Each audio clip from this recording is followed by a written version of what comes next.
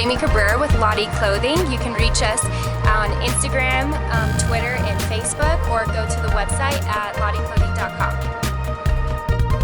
One of the reasons I started Lotti Clothing is because I loved the creativity behind designing. It's art to me, as well as really making women feel beautiful with every piece being custom designed to fit their bodies. I have actually had the privilege to be involved with quite a few anti-trafficking organizations for a long time, and that is such a near and dear cause to my heart. Unfortunately, trafficking has spread quite a bit all over the United States and Europe considerably.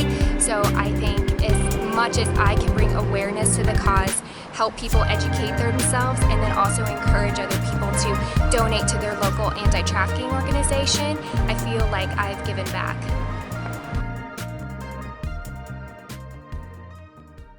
We ended up going over to taking a trip to Greece and London with A21, and had the privilege to follow them around and see like day in, day out the things that these kids go through when they're trafficked. And also I was so impressed with this organization and how they work with the police officers and educating them when they find a victim, how to deal with the victim, how to point them in the right direction toward A21 and rehabbing them. But the other thing I was impressed with A21 is that it's not only just a rehabilitation center, it's really taking these kids that have been rescued out of trafficking and plugging them back into society, walking them through every step of the way, and how they've structured this is so impressive, and I just think that's always been such an amazing company and something that I will always support. The big difference with trafficking in the States versus overseas is in the States, the States is a lot like London, where there's a protocol that they have to follow. So a lot of times their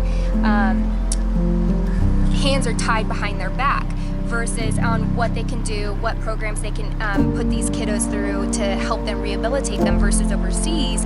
A lot of times there's no rules, and so that's half good and half bad. Half bad because a lot of people think that trafficking and prostitution over there is a normal thing, and sometimes to some cultures it's a rite of passage for the young men. So you have, how do you convince people that it's wrong? That's one of the problems, and the government, getting the government to work with you too. And so one of the things that A21 has done specifically in Greece is really formed a relationship and a connection with the police department to help educate them once they find and rescue victims, and how to approach them and help them as much as possible. So that's one of the things that I've learned that has been fascinating, is I just feel like it's completely different with the States versus overseas. I ended up connecting with an anti-trafficking organization first when I participated in a fashion show. Since then, it was just something that was near and dear to my heart, and unfortunately a fast-growing industry. So I figured as much as I can be a part of educating people about trafficking and being aware of it, and also like sponsoring their local anti-trafficking organization, I just felt like I could do as much as I could to help the cause.